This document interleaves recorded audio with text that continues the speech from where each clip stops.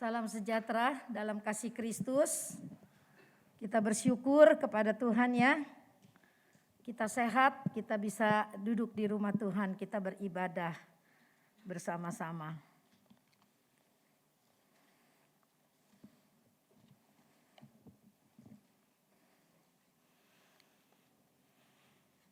Kenapa senang duduknya di pojok? Kadang-kadang saya lihat-lihat di pojok itu terus saya WA nih, kenapa tadi nggak ada? Ada tante saya di pojok. Wah itu di pojok paling dekat speaker itu paling ujung ya. Biasain kalau kita datang duduk di depan ya. Biasakan diri seperti itu. Duduk di depan itu enak tahu. Kalau ngantuk kelihatan. Ada orang yang mau duduk di belakang karena kalau ngantuk kelihatan katanya. Menurut saya duduk di depan lebih bagus karena kalau ngantuk kelihatan. Kelihatan terus kaget, sadar, oh ya aku ngantuk gitu ya. Puji Tuhan, kita harus merasa berbahagia ketika kita datang ke rumah Tuhan. Amin. Kita mesti punya hati yang seperti itu. Ketika aku datang ke rumah Tuhan, aku berbahagia sekali. Dan aku pulang, aku membawa damai yang daripada Tuhan. Jangan kita datang, kita kesel nih, kita capek, kita lagi marah. Terus selama ibadah kita mikirin, terus kita pulang membawa lagi hati yang marah. Enggak boleh seperti itu. Kita harus membawa hati yang penuh damai. Terus kita beribadah dengan sungguh-sungguh. Kita merasa berbahagia di dalam rumah Tuhan. Kita pulang membawa damai sejahtera Tuhan ya. Maka itu kita perlu sepakat. Kalau kita sepakat dengan Tuhan, Tuhan aku datang mau memuliakan Engkau. Kata Tuhan aku mau hadir di tengah-tengah persekutuanmu ketika engkau sepakat dengan aku. Maka ada sesuatu yang terjadi. Ada mujizat yang terjadi. Ya, ketika pujian walaupun pemimpin pujian tidak mengajak kamu ayo taruh tanganmu di dada. Tapi ketika engkau merasakan hadirat Tuhan. Engkau taruh tanganmu di mana yang sakit. Kepala kah? Dada? Kaki? Pegang tangan kalau tangannya sakit. Doa Tuhan aku tahu rohmu ada di sini. Jamah aku, sembuhkan aku. Imanmu sudah bergerak. Ya, harus seperti itu. Tidak usah disuruh, tapi bangkit sendiri. Nah itulah kuasa kematian dan kebangkitan Yesus. Dia juga membangkitkan iman kita. Dia membangkitkan semangat kita. Kalau kita tiap tahun memperingati hari kematian dan kematian dan kebangkitan Yesus dan kita masih tetap hidup yang seperti dulu-dulu juga enggak berubah, ibadahnya males, nyanyinya enggak semangat, tepuk tangannya juga cuma begini ya. Ada nih orang yang tepuk tangannya gini ya. Ada loh. Nanti sekali-sekali saya fotoin ya. Mudah-mudahan bukan yang ada di sini ya. Tepuk tangannya begini loh. Dia kalau duduk di sebelah saya pasti saya senggol. Semangatan dikit. Tepuk tangan harus kenceng. Namanya kita memuji nama Tuhan ya. Ketika kita menyemangati diri kita sendiri. Roh Allah bekerja. Orang di samping kita pun ikut semangat. Ada seorang ibu pernah kesaksian begini. Aku kalau duduk dekat Bapak itu demen. Dia nyanyinya semangat. Nah itu. Hidup yang memberi dampak yang positif bagi orang lain. Ketika kita nyanyi semangat. Orang lain jadi ikut semangat. Kalau kita loyo-loyo ya gini-gini. Laler juga gak mati ini ya. Ya jangan ya. Ayo semangat ya. Keluarga Sekinah, keluarga muda milenial mesti semangat. Semangat ibadahnya, semangat baca firman-Nya, semangat doanya ya. Walaupun kita dihambat oleh berbagai keadaan, kita tetap semangat. Kita tetap menyemangati diri kita sendiri untuk kita selalu dekat sama Tuhan. Maka itu malam ini firman Tuhan yang akan kita pelajari adalah bagaimana di tengah-tengah situasi yang seperti ini kita bisa mempersembahkan yang terbaik kepada Tuhan. Yuk kita baca di dalam 2 Tawarik. 2 Tawarik 7. Kita semua berdiri kita baca. Ayatnya panjang tapi kita baca supaya ngerti. Kalau saya bilang PR belum tentu dibaca. 2 Tawarik 7. Ayat 1 sampai ayat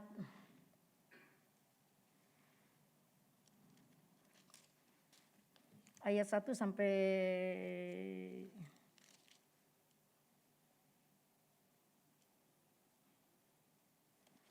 Nanti kita baca sama-sama, nanti kalau saya suruh stop baru stop ya. 2, 3.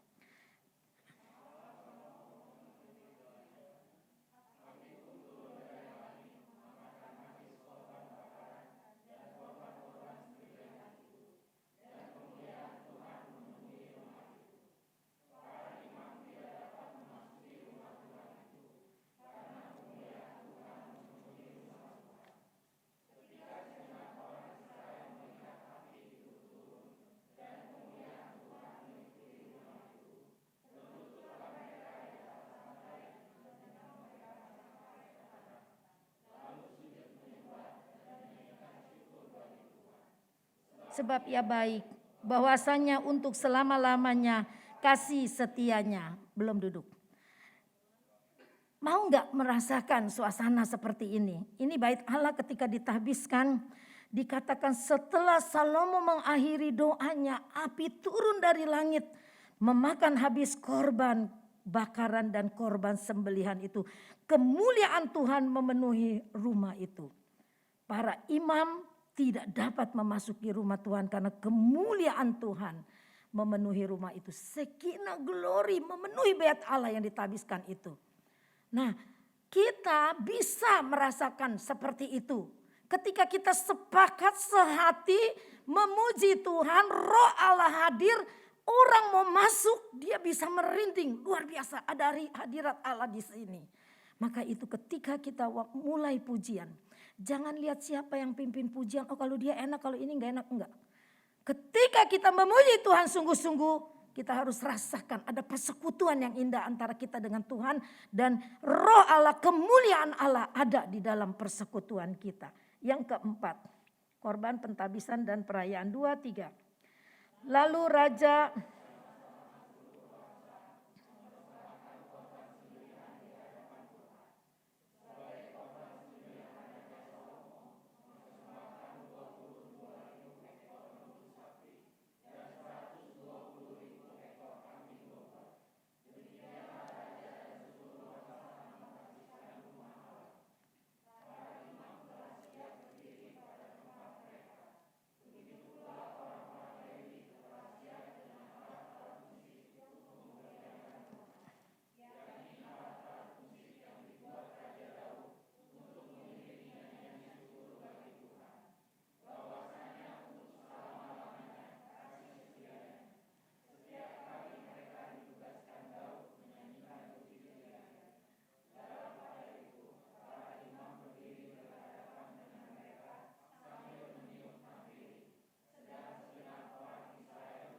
Lanjut ayat 11.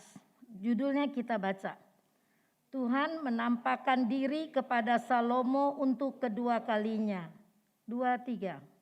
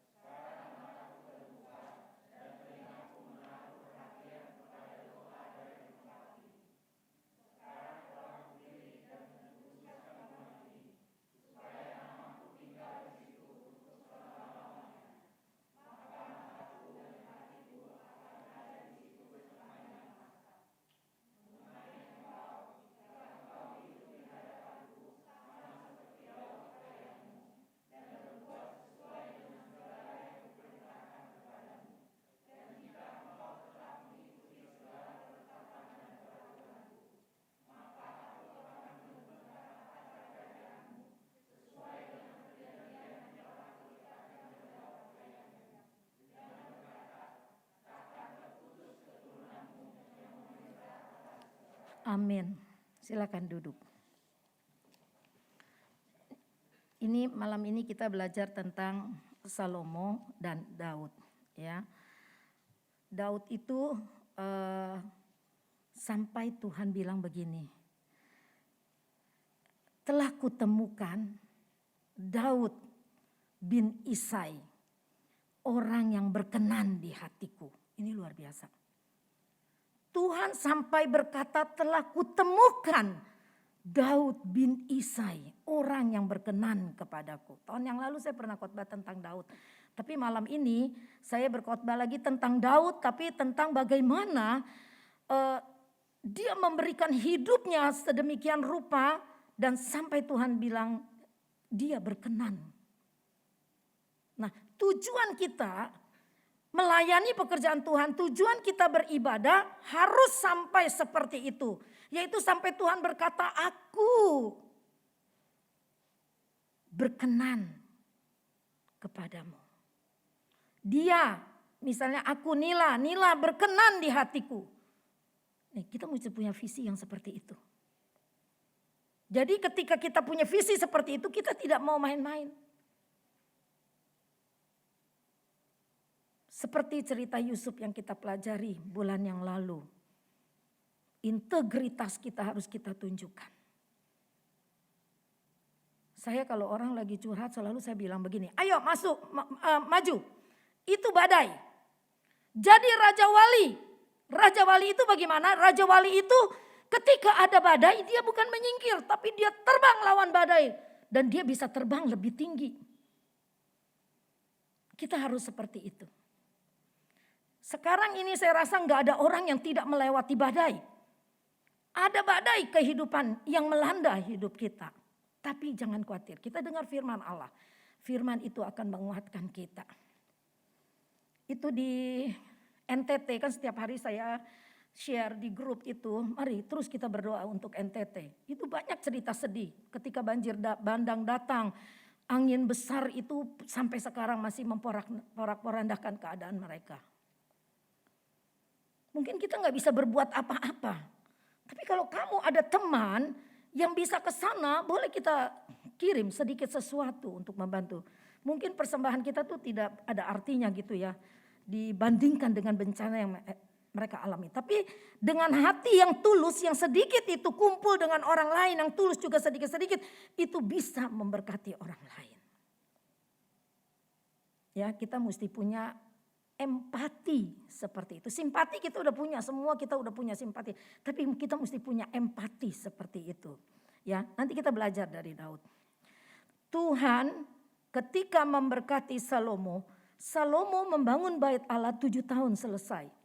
Tetapi ketika dia terus dilanjutkan dia dengan membangun istananya 13 tahun. Istananya sampai dikatakan di dalam pelajaran Alkitab itu hutan Libanon. Karena banyak tiang-tiangnya istana Salomo itu dan pembangunannya 2 kali lebih lama dari pembangunan bait suci. Ketika mau bangun, Tuhan berpesan supaya dia melakukan apa yang Tuhan perintahkan. Artinya Tuhan bilang yang penting kamu setia, kamu taat, lakukan apa yang Tuhan perintahkan. Dan ketika tadi kita baca, itu di 1 Raja-Raja, ini Tawarik juga cerita ini ada yang lebih jelas lagi di 1 Raja-Raja. Tentang bagaimana Salomo membangun bait Allah. Dengan semua persiapan yang sudah disiapkan oleh Daud bapaknya. Nah, ketika istana itu jadi dengan segala kemuliaannya, Tuhan tidak berkata begini loh. Hai Salomo, kamu memang hebat. Kamu bangun rumahku seperti ini. Enggak ada duanya. Tapi Tuhan ternyata enggak bilang begitu loh. Ketika rumah Tuhan udah jadi dengan segala keindahannya. Dengan emas perak dilapisi emas semua. Dari tembaga, dari perak semua.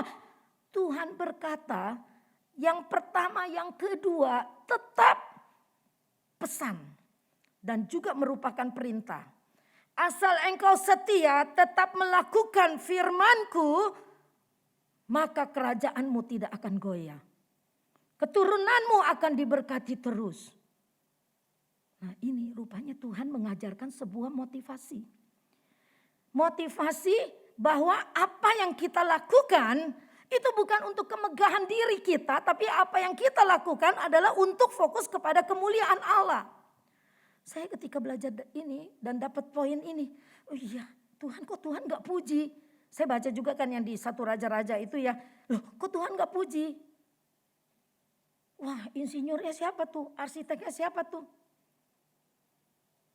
Tapi memang kalau kita pelajarin secara mendetail, orang-orang yang dipilih membangun bait Allah dengan segala pernak-perniknya itu, interior desainnya itu adalah Bezalel. Bezalel itu semua orang pinter, tapi mereka diurapi oleh Tuhan. Bukan pinter aja, tapi diurapi oleh Tuhan. Ketika bait suci sudah jadi dan kemuliaan Allah memenuhi bait suci itu. Sampai imam-imam tidak tahan untuk berdiri di hadapan Tuhan. Semua tersungkur di bawah kaki Tuhan. Karena kemuliaan Tuhan yang begitu besar. Tapi Tuhan tidak puji Salomo. Tuhan cuma katakan asal engkau tetap setia. Jadi yang Tuhan perlukan dari kita adalah kesetiaan dan ketaatan. Karena pesan yang kedua dari Tuhan itu adalah di tahun ke-24 pemerintahan Raja Salomo. Di zaman Salomo Israel berada di puncak kejayaannya. Termasyur ke seluruh dunia betapa Salomo itu raja yang penuh hikmat. Tetapi kita semua tahu akhir daripada kehidupannya dia mempunyai 300 istri dan 700 gundik, bayangkan 1000. Istri yang pertama setelah digilir 3,5 tahun kemudian baru nyampe lagi ke dia ya. Luar biasa. Itu banyak perkawinan politik ya. Tapi istri yang banyak itu menyebabkan dia, kan gak semua orang Yahudi, gak semua orang-orang yang berkenan kepada Tuhan. Banyak orang-orang yang bukan keturunan Yahudi, akhirnya dia dialihkan perhatian dia kepada ilah-ilah daripada istrinya itu. Bangun kuil-kuil ya, kuil-kuil dewa-dewa, bangun segala macam untuk penyembahan-penyembahan yang tidak berkenan di hadapan Tuhan. Ini sedikit tentang Salomo. Nah, malam ini kita mau belajar begini. Perikop yang kita baca ini dimulai dengan kesuksesan Salomo. Ya. Jadi nanti kasih judul sendiri, ya. Yang saya khotbahkan ini sebetulnya seri keluarga yang diberkati Tuhan, rahasia keluarga yang diberkati Tuhan dari Yusuf. Terus kita udah belajar tentang hikmat, kita udah belajar tentang bagaimana keluarga yang diberkati Tuhan. Malam ini kita belajar juga tentang keluarga yang diberkati Tuhan itu seperti apa rahasianya ya. Nah, kita lihat di sini perjanjian Allah yang telah diikat. Jadi segala yang Salomo capai itu bukan hanya karena dia dipenuhi hikmat Tuhan, bukan hanya karena dia Tuhan kabulkan, tetapi sebetulnya semua itu firman Allah katakan seperti ayat yang 13 tadi katakan, karena perjanjian yang telah kuikat dengan Daud ayahmu. Begitu kuatnya Daud ya. Sampai Salomo diurapi, diberkati seperti itu bukan karena Salomo aja, karena perjanjian Allah dengan Daud. Yang dikatakan nanti akan diberkati anak dan keturunannya. Bagaimana kita kalau sebagai orang tua kita takut sama Tuhan, kita hidup benar, anak-anak kita diberkati. Kalau anak-anak kita salah jalan tetap didoakan. Nanti kan kita lihat juga kan anak-anak Daud juga ya banyak yang salah jalan, banyak yang sampai bapaknya sendiri aja mau dikudeta. Tapi Daud tidak pernah beralih dari kesetiaannya kepada Tuhan, dari pengabdiannya kepada Tuhan. Nah itu integritas yang seperti itu yang kita mau pelajari dan kita coba terapkan di dalam kehidupan kita. Supaya kita bisa berkenan di hadapan Tuhan. Bukan hanya datang ibadah aja, bagus datang ibadah. Tapi hatimu melekat gak kepada Tuhan? Kalau hati kita melekat kepada Tuhan, kita ingin lebih dekat kepada Tuhan. Kita ingin melakukan sesuatu yang dipercayakan kepada kita, kita lakukan dengan segenap hati. Nah, kita dengan cepat lagi bilang begini ya, kita pelajarin lagi.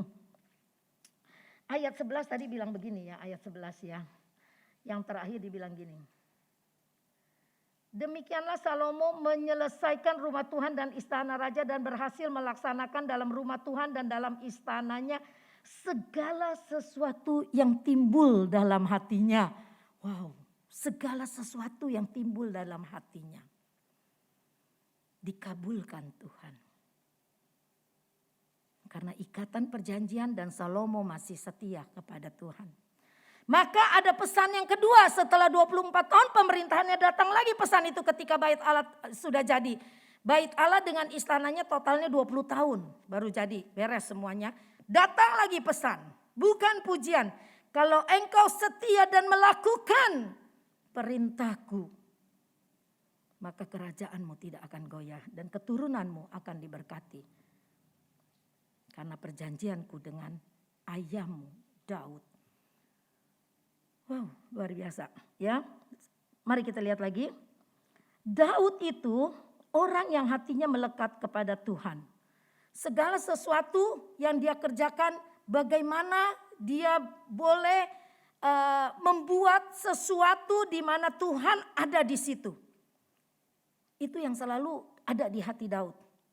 Dia sama loh seperti kita manusia yang penuh, tidak sempurna, yang banyak dosanya, jatuh tunggang langgang. Dia sama seperti kita. Tetapi kenapa Daud bisa dikatakan dia berkenan di hatiku?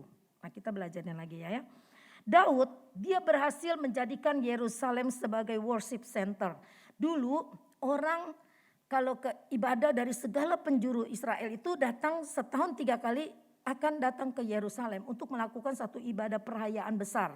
3 perayaan besar itu selalu akan diadakan di Yerusalem. Dulu kiblatnya adalah Yerusalem. Tetapi sekarang kiblat kita bukan Yerusalem. Kenapa? Dulu mereka perjanjian lama, belum ada Yesus Kristus. Mereka masih pakai darah anak domba, binatang. Tapi setelah di zaman kemurahan, darah anak domba itu sudah digantikan oleh darah Yesus Kristus sendiri. Dia mati, dia bangkit, dia naik ke surga, dia kirim Roh Kudus kepada kita. Nah, kiblat kita sekarang ini bukan Yerusalem, tapi Roh Kudus yang ada di hati kita. Roh Kudus yang Tuhan kirim itu menjadi kiblat buat hati kita. Jadi yang menjadi patokan kita sekarang ini, Roh Kudus berbicara apa dalam hatiku? Roh Kudus mengingatkan apa dalam hatiku? Itu kiblat kita. 1 Korintus 3 ayat 16 katakan, tidak tahukah kamu bahwa tubuhmu adalah bait suci Tuhan? Nah itu Roh Kudus, Roh Allah diam di dalam kita. Jadi bait Allah yang dulu Daud bangun melalui anaknya Salomo di Yerusalem, sekarang adalah diri kita sendiri. Diri kita sendiri ini menjadi baitnya Tuhan, menjadi rumah Tuhan. Maka nanti ada 4 kesimpulan yang saya buat. Bagaimana dengan bait Allah yang terjadi, yang sudah dibangun oleh Salomo itu? Ya, Daud dipakai Tuhan, kalau ayat yang tadi, yang ayat ke-13 ya, di mana dia ya tidak hanya menjadikan Yerusalem sebagai worship center, tetapi dia melakukan semua sesuai perintah Tuhan. Dia mendirikan ibadah yang benar di hadapan Tuhan. Daud juga dipakai Tuhan untuk menulis puji-pujian dan alat-alat musik. Ayat yang keberapa tuh tadi? Ya, ayat yang ke-6. Dia bikin alat-alat musik. Bukan buat di luar dijual, tapi dia buat alat-alat musik buat beribadah, menaikkan puji-pujian kepada Tuhan. Itu Daud. Hati dan pikirannya selalu ingin berbuat sesuatu buat Tuhan. Daud adalah gambaran dari Yesus Kristus. Dia masuk dalam silsilah Yesus Kristus kalau kamu baca di dalam Matius pasal 1. Daud ya. Padahal dia pernah menjadi siapa? Dalang dari pembunuhan Uria. Dia pernah jatuh dalam perzinahan. Bukankah dia sama seperti kita yang bisa jatuh juga seperti itu? Maka itu kata Tuhan, dia mati di atas kayu salib, dia mengasihi kita ketika kita lagi berdosa-dosa itu. Dia mati buat kita. Jadi jangan bilang saya tuh kalau besuk atau ajak orang ke gereja, nantilah saya orangnya banyak dosa katanya. Ntar deh kalau saya udah jadi orang baik. Siapa yang bisa membuat dia jadi baik kalau dia gak dengar firman Tuhan, diajar oleh firman Allah. Kita ini semua orang berdosa, tapi kita datang di sini seperti rumah sakit. Kita di dalam rumah sakit rohani, dokternya Tuhan, kita ingin disembuhkan oleh Tuhan. Sakitnya macam-macam. Sakit rohani itu macam-macam loh. Ada yang pikirannya ngaco. Ada yang pikirannya sensi. Dikit-dikit tersinggung. Ada yang tukang ngambek, itu semua penyakit. Dan kita datang di gereja untuk diobati, amin. Sedikit yang jawab. Gak mau diobatin ya? Saya sih mau diobatin sama Tuhan, makanya saya mau rajin ke gereja. Gak mau bolos, kecuali udah gak bisa bangun. Karena saya mau diobati sampai sembuh oleh Tuhan. Saya sudah diselamatkan jiwa saya. Tapi kata Tuhan, kerjakanlah keselamatan itu dengan takut dan gentar akan Tuhan. Karena di dalam masa penantian untuk kedatangan Tuhan kedua kali itu, keselamatan yang Allah kerjakan buat kita di atas kayu salib itu. Dan kalau kita tidak jalani dengan benar, kita akan jatuh lagi di dalam dosa. Pertobatan itu tiap hari. Pertobatan itu tiap hari. Sampai kita menutup mata. Jadi bukan berarti, makanya kan kalau pelajaran sekali selamat, kamu udah ditebus. Berbuat dosa gak apa-apa. Oh itu salah. Itu tafsiran sendiri, bukan tafsiran Alkitab. Cuma ambil satu ayat terus diterapkan. Oh, dulu pernah ada satu kawan ke saya sekolah Alkitab. Dia bilang begini, dulu ya bukan sekarang ini. Dulu waktu saya sekolah Alkitab di Petamburan. Itu malah ketua asrama bilang begini, aduh saya itu ada dosa lu, saya itu begini-begini. Oh jangan terpaku sama dosa, kamu tuh sudah diampuni. Oh gak bisa, mesti ada satu penyesalan. Maka nanti kita lihat tadi kan ada pertobatan kan, kalau semua umat bertobat kembali kepada jalan yang benar. Tuhan bilang mataku dan hatiku ada di situ. Wow luar biasa. Mataku dan hatiku ada di bait Allah itu. Melihat kepada umatnya. Dan sekarang kita hidup di dalam zaman anugerah. Mata dan hati Tuhan ada di dalam bait Allah, yaitu tubuh kita ini. Ada di dalam hati kita, di sanubari kita yang paling dalam, di dalam pikiran kita. Mata Tuhan ada. Hati Tuhan ada di situ.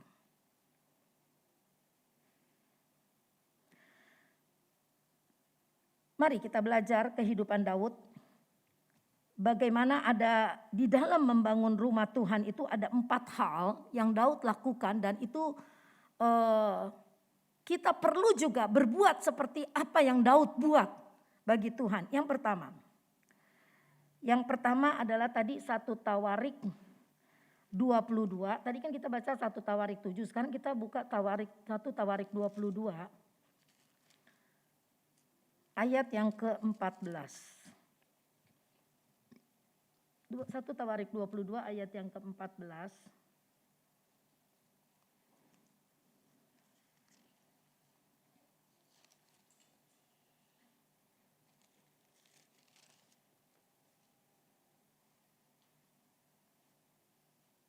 Sesungguhnya sekalipun dalam kesusahan, aku telah menyediakan untuk rumah Tuhan itu 100.000 talenta emas.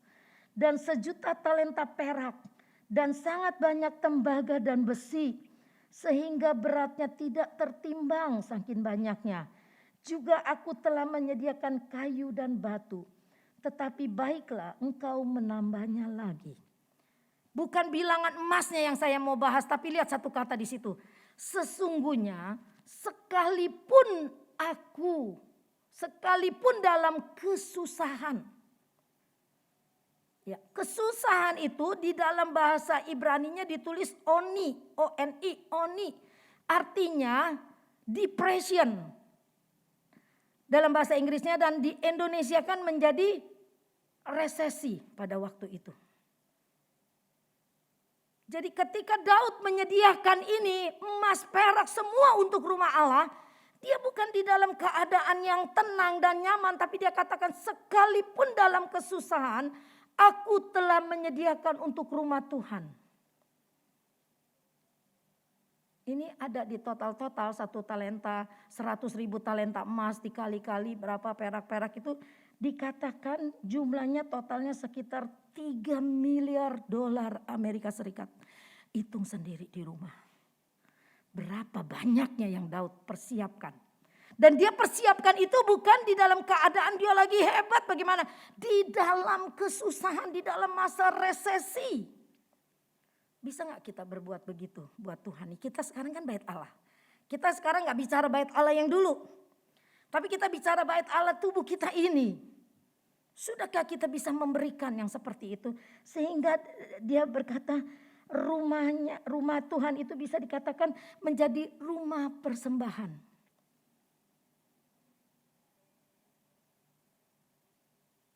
The house of sacrifice. Allah, bait Allah sebagai rumah persembahan. Rupanya ini yang buat Allah senang kepada Daud. Bukan emasnya yang banyak, memang itu luar biasa dan fantastik. Tetapi ini yang bikin Tuhan bangga dengan Daud. Jadi kalau kita mau melakukan sesuatu, memberikan sesuatu yang terbaik buat Tuhan, itu butuh pengorbanan. Amin. Butuh pengorbanan. Dia kaya, dia bisa mau beli berapa. Nggak usah pusingin orang kaya dia mau beli berapa. Tapi periksa hati kita. Tuhan, aku mau memberikan yang terbaik. Memberikan yang terbaik ternyata ada sebuah pengorbanan. Bait Allah sebagai rumah persembahan. Kalau yang ngeyel bilang begini, udah gak mau ikut Tuhan, repot. Mesti bawa korban seperti ini, korban persembahan. Jadi ada korban, ada pengorbanan yang kita buat. Daud berani berbuat karena dia cinta Tuhan. Daud seorang pengabdi kepada Tuhan. Dia berani lakukan itu. Dan kita lihat kata-kata dia memuja Tuhan itu luar biasa. Dengan apakah akan kubalas Tuhan segala kebaikanmu. Padahal dia lagi dikejar-kejar mau dibunuh oleh Saul. Tapi dia berdoanya begitu, dengan apakah akan kubalas Tuhan segala kebaikanmu. Kita mah udah nyalain Tuhan, aduh Tuhan saya itu setianya luar biasa. Kenapa hidup saya itu susah banget, gak seperti dia diberkatin dan kaya.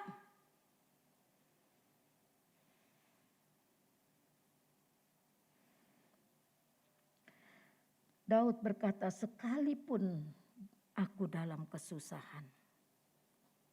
Malam ini apa yang sedang kita alami? Kesusahan apa yang sedang kita bawa kepada Tuhan? Bilang, Tuhan, aku mau jadikan diriku ini the house of sacrifice. Aku mau Tuhan, bait Allah yang adalah diriku, tubuhku sendiri ini menjadi sebuah rumah persembahan bagi Tuhan. Maka mau ke gereja itu pengorbanan. Bukan kalau sempat baru ke gereja, bukan. Ke gereja itu bukan, oh ya aku ada sesuatu yang aku mau kerjakan, aku mau datang, bukan. Kalau engkau bilang bait Allah, Tuhan tubuhku ini adalah rumah persembahan, maka kita harus kesampingkan semua motivasi kita yang gak benar itu. Kalau kita mau merasakan kuasa Tuhan bekerja, setiap pengorbanan pasti ada kemuliaan yang Allah nyatakan. Jadi jangan takut ya. Kalau kita lagi diproses jangan takut, setia terus. Yusuf lihat kan, kalau kita bilang nih udah jatuh ketimpa tangga, terus apalagi tuh digiling mobil lah gitu kali ya. Masa udah dibuang ke dalam sumur, dijual, difitnah, dibeli jadi budak, difitnah, dimasukin penjara. Coba bayangkan orang yang setia. Firman Tuhan bilang aku menyertai dia Dia selalu disertai oleh Tuhan. Di mana aja dia berada, mau jadi budak kek, mau dia jadi penjara kek, narapidana, maupun jadi apa, selalu jadi berkat bagi orang lain. Orang senang dengan dia. Karena integritasnya Yusuf yang luar biasa. Kemana aja dia berada, dia jadi berkat. Bukan dalam masa yang enak kan seperti itu, masa tidak enak. Tapi kita lihat endingnya. Dia jadi Perdana Menteri termuda di Mesir pada waktu itu. Dan namanya terkenal sampai kepada hari ini. Ya, jadikan bait Allah, tubuh kita ini adalah rumah persembahan Tuhan. Yang kedua.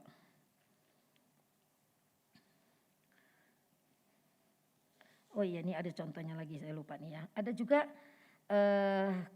waktu janda di Sarfat, Elia, ingat Elia pelayan Tuhan yang setia itu, dia dikirim Tuhan ke janda di Sarfat.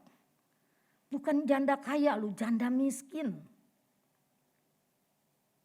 Tapi janda itu memberikan makanan terakhirnya. Kenapa saya katakan makanan terakhirnya? Janda itu bilang begini, kata Elia, apa yang ada padamu? Ini segenggam tepung.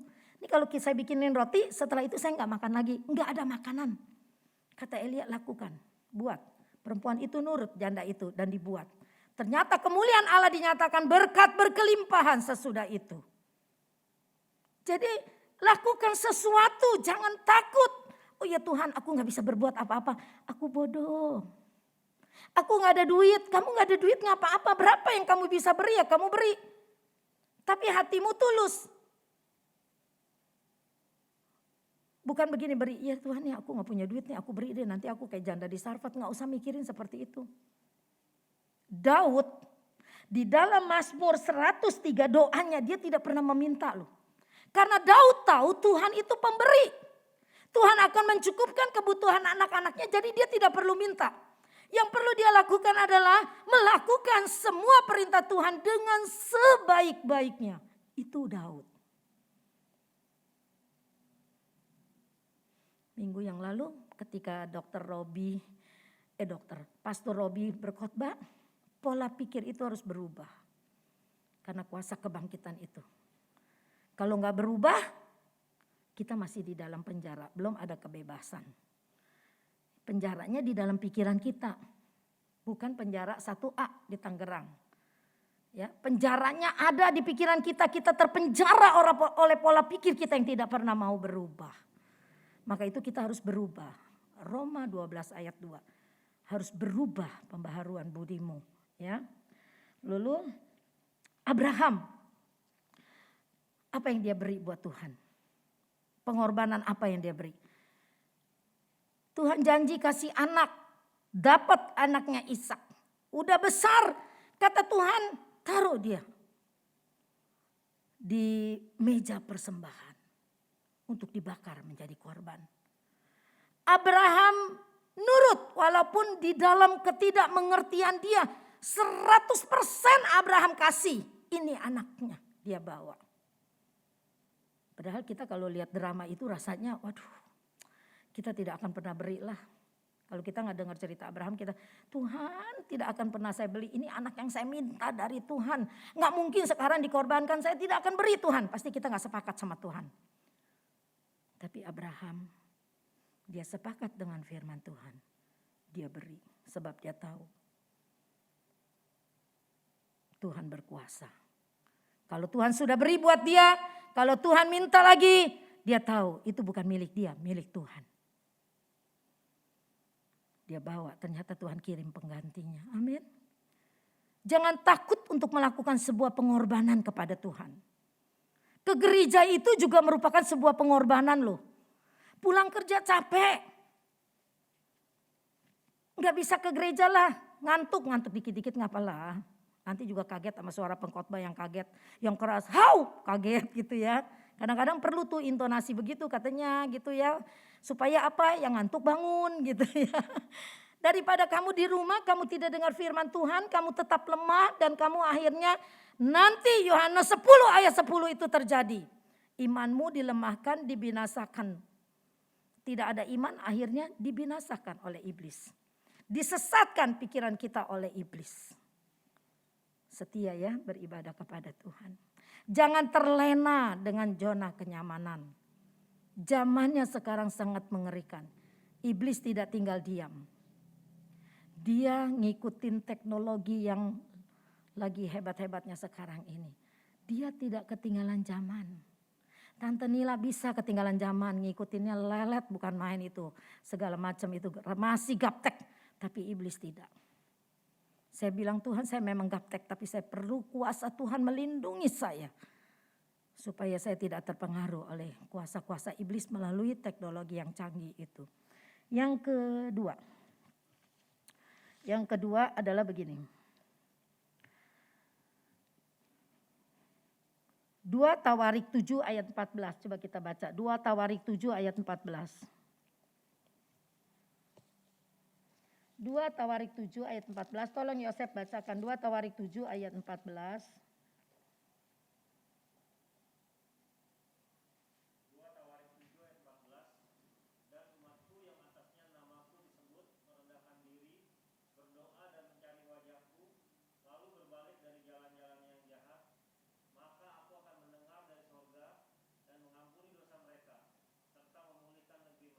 Iya, the house of God is the house of restoration. Rumah Tuhan, bait Allah adalah rumah pemulihan. Amin. Disinilah kita dipulihkan oleh Tuhan. Melalui firman Tuhan kita dipulihkan. Tapi kata Tuhan bilang apa? Dan umatku yang atas namaku disebut merendahkan diri, berdoa, mencari wajahku, lalu berbalik dari jalan-jalan yang jahat, maka aku akan mendengar dari sorga dan mengampuni mereka, serta memulihkan negeri mereka. Ini semua diucapkan Tuhan ketika bait Allah sudah jadi. Bait Allah itu kita. Ketika kita bertobat, dia mau pulihkan kita. Dia mau kembalikan kemuliaan yang hilang di Taman Eden itu, dia mau kembalikan kepada kita. Maka kita harus ada. Bait Allah itu harus menjadi rumah pemulihan. Yaitu kalau kita berdoa, merendahkan diri, mencari wajah Tuhan, berbalik dari segala jalan yang jahat.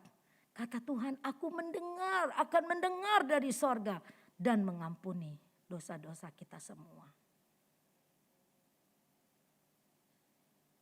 Begitu indahnya ya Tuhan ya. Kita kalau nonton TV kejahatan yang luar biasa itu, bisa nih hati ini ya secara otomatis berkata begini. Bersyukur aku ada di dalam Tuhan. Aku tidak melakukan kejahatan yang seperti itu. Bersyukur ada firman yang selalu menyadarkan, oh iya jangan berbuat itu.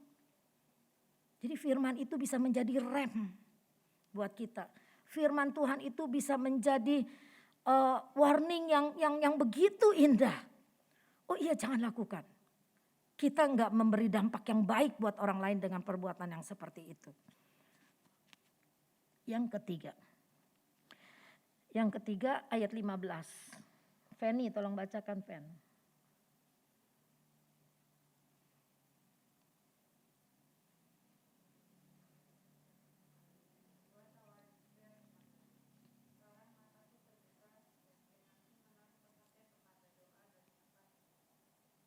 Ayat 16.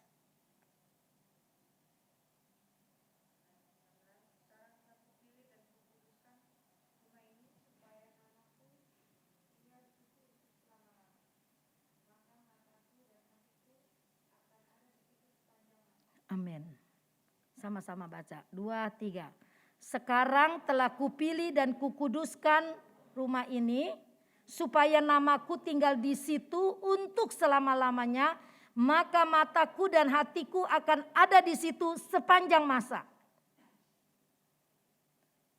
Wow. Ini harus terjadi dalam hidup kita. Bait Allah itu kita biarkan. Mataku dan hatiku kata Tuhan. Mata Tuhan dan hati Tuhan ada di sini nih di sepanjang hidup kita. The house of God is the house of, bukan ini yang ketiga. The house of prayer. Ya, the house of God is, bukannya us. The house of God is the house of prayer. Bait Allah sebagai rumah doa. Siapa bait Allah itu? saya dan saudara itu harus menjadi rumah doa. Tuhan ada di situ. Kata Tuhan, hatiku, namaku ada di situ, mataku ada di situ. Indah ya firman Tuhan itu. Kita lihat sebentar, Mazmur 103, doanya Daud nih. Mazmur 103. Nih, Mazmur 103.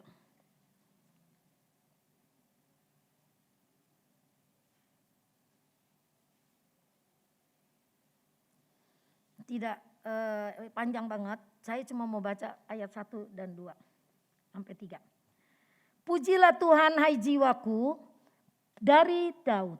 Pujilah Tuhan hai jiwaku, pujilah namanya yang kudus hai segenap batinku. Pujilah Tuhan hai jiwaku, dan janganlah lupakan segala kebaikannya. Dia yang mengampuni segala kesalahanmu, dia yang menyembuhkan segala penyakitmu. Baca nanti sampai di rumah, sampai ayat yang ke-15, sampai ayat yang ke-22. Daud tidak minta apa-apa di dalam doanya. Tapi doanya yang mengagungkan Tuhan, kemurahan Tuhan, kebaikan Tuhan. Dan Daud menyemangati dirinya, pujilah Tuhan hai jiwaku. Pujilah Tuhan hai jiwaku, hai batinku. Setiap hari katakan gitu, pujilah Tuhan hai jiwaku. Ketika engkau tidak pernah bernyanyi lagi di rumah. Tidak ada senandung lagi, senandung pujian-pujian kepada Tuhan tidak ada lagi di dalam hatimu. Hati-hati. Cepat katakan seperti Daud katakan, pujilah Tuhan hai jiwaku, pujilah Tuhan hai batinku. Dia yang mengampuni dosaku, dia yang menyembuhkan segala sakitku. Nanti tiba-tiba Tuhan bisa taruh pujian. Ya, saya rasa semua bisa mengalami itu ya. Saya paling sering mengalami itu. Bangun tidur aja suka, udah ada tuh pujian yang Tuhan taruh. Bangun tidur tuh, di dalam tidur belum bangun aja udah ada pujian. Begitu bangun, pujian itu terus bernyanyi. Itu namanya Roh Kudus. Dia menghibur kita, menguatkan kita pada waktu itu melalui puji-pujian. Jadi kalau Tuhan taruh pujian seperti itu, langsung berdoa kepada Tuhan. Langsung connect dengan Tuhan nih ya. Ya Tuhan, terima kasih. Aku memang perlu kekuatan yang daripadamu.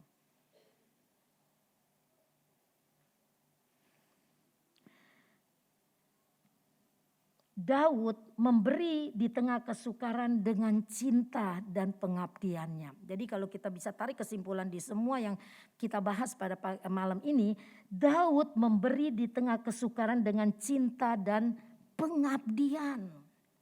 Kita gak bisa balas cintanya Tuhan. Tapi kita mengabdi kepada Dia. Itu cara kita membalas cintanya Tuhan. Yang keempat, the house of God is the house of blessing. Ya, bait Allah itu rumah berkat. Terus kamu protes, saya miskin banget loh hidupnya. Rumah berkat bukan hanya bicara duit. Berkat itu akan Tuhan kirim sesuai dengan kemampuan kita. Karena berkat itu kalau Tuhan kirim dan kita tidak bisa kelola dengan baik atau kita tidak bisa hidup takut sama Tuhan, berkat itu bisa menjadi sesuatu yang menakutkan dalam hidup kita. Maka ketika orang diberkati, kadang dia tidak ada waktu lagi untuk Tuhan. Ini yang bisa menjadi masa kritis. Kalau orang sakit ini menjadi masa kritis. Ayo kita belajar di tahun 2021. Tingkatkan integritas kita kepada Tuhan. Kesukaran apa yang kita alami? Kesusahan apa yang sekarang sedang melanda hidup kita? Maju terus di dalam Tuhan. Amin. Jangan loyo, jangan tertidur, jangan gedein sifat egois kita, jangan. Kita tidak akan melihat kemuliaan Allah. Saya nggak mau seperti itu. Saya suka mengkaji ulang diri saya sendiri, artinya gini, Tahun sekian aku begini, tahun sekian aku begini, tahun sekian aku begini. Tapi aku bilang Tuhan terima kasih. Melalui saya mengingat waktu dulu saya sekolah apa saya tahu, oh iya ternyata Allah menggiring saya seperti ini nih. Akhirnya saya menyadari, oh iya itu panggilan saya. Sekarang saya mengerti panggilan Tuhan. Dulu saya nggak ngerti panggilan Tuhan. Tapi saya tetap ikutin alur jalurnya Tuhan. Dan sekarang saya mengerti panggilan Tuhan dan saya harus belajar benar-benar dan saya harus jalani itu. Nah kamu juga begitu ya di dalam hidupmu melalui pengalaman hidupmu. Setiap pengalaman yang kita alami itu pasti ada Tuhan sedang mau bicara. Alam bicara itu karena manusia tidak mengerti lagi bahasa manusia. Allah bicara dengan alam. Alam bicara maksudnya. Menyatakan betapa hebatnya Tuhan. Betapa berkuasanya Tuhan. Kalau ngelihat buaya takut gak? Sini ada yang berani pegang buaya? Sini ada gak? Ada, coba angkat tangan. Kiki, berani Kiki pegang buaya? Buaya darat. Buaya darat, gak ada yang berani pegang buaya. Buaya binatang yang ganas. Buaya binatang yang hebat dah. Itu kalau sampai dimakan buaya ngeri banget ya. Siapa yang menciptakan buaya? Tuhan. Kalau buayanya aja begitu hebat, apalagi penciptanya, amin. Apalagi penciptanya lebih hebat. Binatang apalagi yang gawat? Yang galak maksudnya, bukan gawat. Keseleo melulu nih ya. Ayo pikir coba binatang apa? Naga. Siapa yang ciptain naga? Tuhan. Kalau naganya aja begitu hebat, apalagi penciptanya lebih hebat. Siapa yang menciptakan alam semesta, laut. Dengan gelombangnya yang begitu besar dan dahsyat. Tuhan yang ciptakan. Kalau alamnya aja begitu hebat. Angin puting beliung. Pernah lihat tornado? Sering ada kan tuh kita kalau lihat di geografik nasional itu. Angin tornado bagaimana bisa muter-muter gitu. Siapa yang ciptakan angin? Tuhan. Angin ciptaan Tuhan, laut ciptaan Tuhan, alam semesta bisa bicara seperti itu ciptaannya Tuhan. Ciptaannya aja begitu hebat dan orang tidak bisa lawan alam itu. Gelombang orang datang, kalau gelombang datang bergulung-gulung, siapa yang bisa tahan itu gelombang? Tidak ada. Apalagi penciptanya. Itu Tuhan yang kita sembah itu seperti itu hebat dan dahsyatnya. Kenapa kita masih meragukan dia? Kenapa kita tidak percaya sungguh-sungguh kepada dia? Kenapa kita masih aja main-main dengan ibadah kita? Kita masih tawar-tawar dengan Tuhan. Banjir bandang di NTT saya dengar banyak menangis. Jokowi aja nangis. Gak kuat lihat ibu-ibu pada nangis. Kehilangan rumah, kehilangan anak. Kehilangan suami. Suaminya nyelamatin istrinya, anaknya. Dianya terus terbawa oleh anyut. Sedih. Itu terjadi di sana. Kita mungkin tidak terjadi. Mungkin ada gelombang kehidupan yang lain kita alami. Ingat, Tuhanmu lebih hebat dari segala gelombang yang dahsyat itu. Jadi kita bangga punya Allah yang seperti itu. Amin. Puji Tuhan. Berkat Allah ada pada umatnya. Setelah dipulihkan, berkat Allah turun atas kita ya. Ada pemulihan, ada menjadi rumah doa, ada pengorbanan yang kita lakukan. Berkat itu mengalir. Berkat yang Daud alami begitu besar dan setiap kita ingin mengalami semuanya ya. Jadi kita menjadi keluarga yang diberkati, keluarga Sekina yang diberkati. Amin. Kita menjadi suami istri yang diberkati ya, yang belum punya anak, suami istri yang sudah punya anak, kita menjadi keluarga besar yang diberkati Tuhan. Amin. Saling mengampuni, saling memaafkan. Enggak ada orang yang sempurna. Daud tidak sempurna, tapi dia berkenan di hadapan Tuhan karena dia tunjukkan integritas dia sebagai orang yang percaya kepada Tuhan. Kalau kamu ragu dengan Tuhan, Tuhan sanggup gak tolong saya? Bandingkan dengan kekuatan alam yang penciptanya adalah Tuhan. Berarti kalau Tuhan bisa ciptakan alam yang begitu dahsyat, dia lebih dahsyat dari semuanya. Amin. Dia lebih dahsyat dari segala persoalanmu dan persoalanku. Nangis di bawah kaki Tuhan. Pasti dia akan tolong kita. Amin. Puji Tuhan. Daud tidak membalas ketika dia mau dibunuh oleh Saul. Dia bisa aja kerahkan. Dia punya kesempatan, dia udah pegang itu ujung bajunya. Tapi dia tidak mau lakukan. Karena dia bilang itu orang yang diurapi Tuhan. Siapa yang menyakiti kita jangan balas. Biar Tuhan yang balas. Amin. Saya selalu ngajarin cucu saya. Dia kalau marah-marah orang, gini. Ingat. Kalau kamu balas seperti itu kamu gak beda sama dia. Orang yang jahat kita balas dengan kejahatan kita gak beda sama dia. Kita sama jahatnya. Amin. Tapi kalau dia jahat kita balas dengan kebaikan, kita berbeda dengan dia. Kita melakukan firman Allah. Tidak membalas kejahatan dengan kejahatan. Emang gak enak sih kalau disakiti orang, emang enak? Gak enak. Dikecewakan orang emang enak? Gak enak. Greget malah iya. Tapi ingat firman Tuhan. Kita tidak mau balas kejahatan dengan kejahatan. Puji Tuhan, kita nyanyikan satu pujian. Seperti Daud katakan di dalam Mazmur 27 ayat 4. Satu hal yang kuminta kepada Tuhan, diam di dalam rumah Tuhan untuk menikmati kasih-Nya, untuk menikmati berkat-Nya. Pujian itu Mazmur 27 ayat 4. Mau ngapain di rumah Tuhan? Menyaksikan kemurahan-Nya. Mau ngapain di rumah Tuhan? Menikmati baik-Nya, ya. Jadi kita biar punya hati yang seperti itu.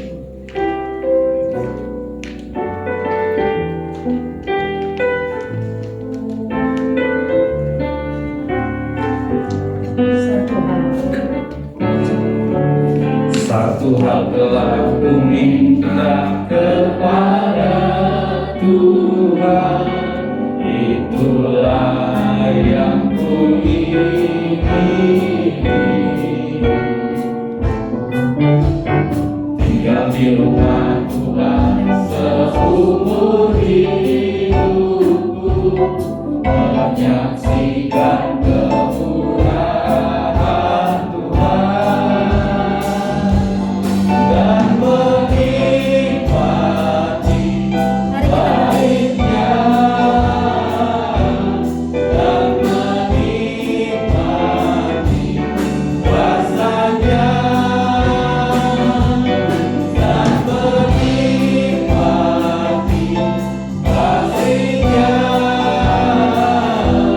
dan menikmati firman-Nya. Satu hal telah ku minta kepada Tuhan, itulah yang ku ingini.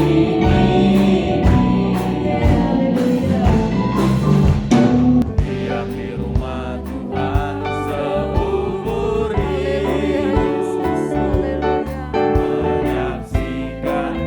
Tuhan dan menikmati baiknya, dan menikmati kuasa-Nya, dan menikmati kasih-Nya, dan menikmati firman-Nya. Haleluya, kita diam sejenak. Firman Allah sudah kita dengar. Kita harus mengkoreksi diri kita. Apa kita sudah menjadi rumah persembahan bagi Tuhan? Apakah kita sudah menjadi rumah doanya bagi Tuhan? Apakah kita sudah menjadi rumah pemulihan hidup kita yang penuh dosa? Biarlah bait Allah itu adalah kita menjadi rumah berkat. Kita menikmati berkat-Nya Tuhan. Bukan kekayaan jasmani, kalau Tuhan izinkan kita kaya, kita bersyukur. Tapi kita mau menikmati berkat kekuatan, berkat perlindungan, berkat kedewasaan rohani. Kita mau menikmati berkat pengampunan, berkat pemulihan yang dari Tuhan, supaya kita kuat melawan badai apapun dalam hidup kita. Terima kasih Tuhan, Engkau terlalu baik. Engkau selalu beri kesempatan kepada kami untuk memperbaiki diri. Engkau selalu beri kesempatan kepada kami untuk kami menjadi lebih baik dan lebih baik, karena Engkau mengasihi kami dan Engkau tidak melihat kami debu, tapi Engkau melihat kami berharga, sangat berharga di mata-Mu Tuhan. Terima kasih Bapa di surga. Peganglah tangan kami Tuhan, keluarga Shekinah.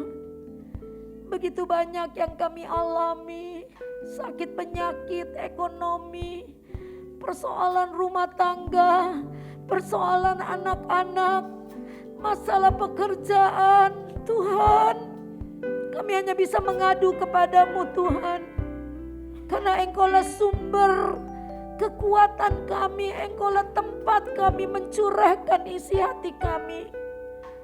Kami belajar dari Daud, seorang yang berkenan di hati-Mu. Bagaimana dia mengasihi-Mu dengan segenap jiwanya. Dia mengasihi-Mu tidak hanya dikala waktu dia senang, tapi waktu dia dalam kesusahan, waktu dia di dalam kesukaran, resesi. Oh Tuhan, dalam himpitan ancaman dia tetap setia kepada-Mu. Ajar kami seperti itu Tuhan.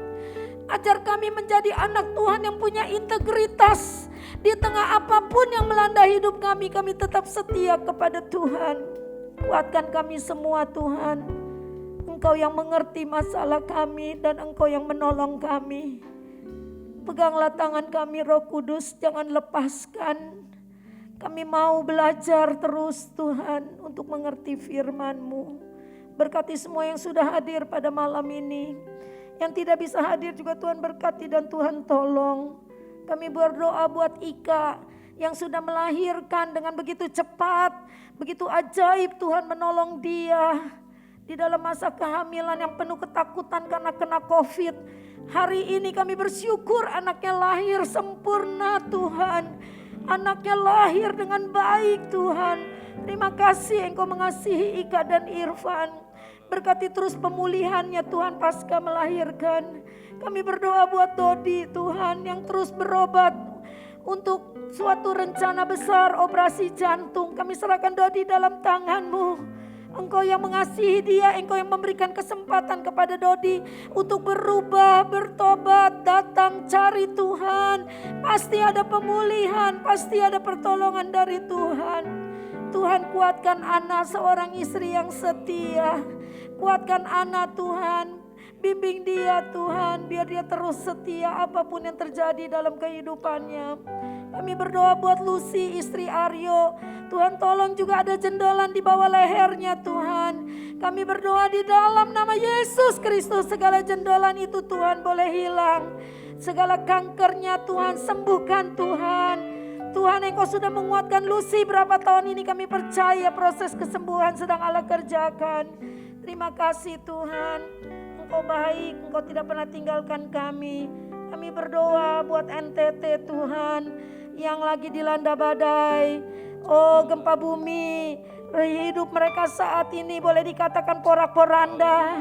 Tapi kami bersyukur Bapak Presiden sudah mengunjungi mereka di sana Tuhan. Anak-anak Tuhan di seluruh Indonesia sudah bergerak mengirim bantuan. Kiranya Tuhan tolong supaya bantuan itu bisa tepat jatuh ke tangan yang memerlukannya Tuhan. Biarlah kerohanian anak-anak Tuhan, saudara-saudara kami di NTT dipulihkan Tuhan. Mereka boleh lebih dekat lagi kepada Tuhan. Terima kasih Bapak, kami berdoa buat Ria tidak kurang sehat. sehat. Tuhan jamah dan sembuhkan Ria Tuhan. Supaya Ria boleh sehat, boleh beribadah kembali ya Bapa. Terima kasih Tuhan, Engkau yang melindungi keluarganya ya Bapa. Terima kasih Tuhan. Kami berdoa juga buat Leo yang hari ini dia mempersembahkan sebuah pujian yang indah kepada Tuhan. Biar anak ini boleh nanti satu kali dia boleh mengerti setiap pujian yang dia naikkan kepada Tuhan. Itu menyenangkan hati Tuhan. Biar Leo dari kecil boleh melakukannya dengan sungguh-sungguh sehingga menjadi berkat buat papa dan mamanya. Untuk tetap bertahan di dalam keadaan apapun, tetap setia kepada Tuhan. Terima kasih Tuhan, beri kami kekuatan setelah sekian lama kami tidak pernah doa puasa lagi. Hari Minggu ini hari Sabtu kami akan mulai puasa sampai Minggu selesai ibadah. Tuhan beri kekuatan buat seluruh keluarga Sekina untuk ambil bagian ini. Kami perlu kekuatan doa, kami perlu kesatuan dan kesatuan yang diberkati oleh Tuhan. Terima kasih Tuhan, sekali lagi berkati semua yang sudah hadir. Sebentar kami akan menjalankan persembahan yang kedua untuk pekerjaan Tuhan di tempat ini. Allah berkati setiap tangan yang selalu terbuka untuk melayani pekerjaan Tuhan. Berkati setiap hati yang memberi dengan rela. Engkau yang berkati berlipat kali ganda. Di dalam nama Yesus Kristus kami terima firman-Mu dengan hati yang percaya. Dan kami melakukan persembahan yang kedua dengan penuh sukacita. Haleluya. Amin.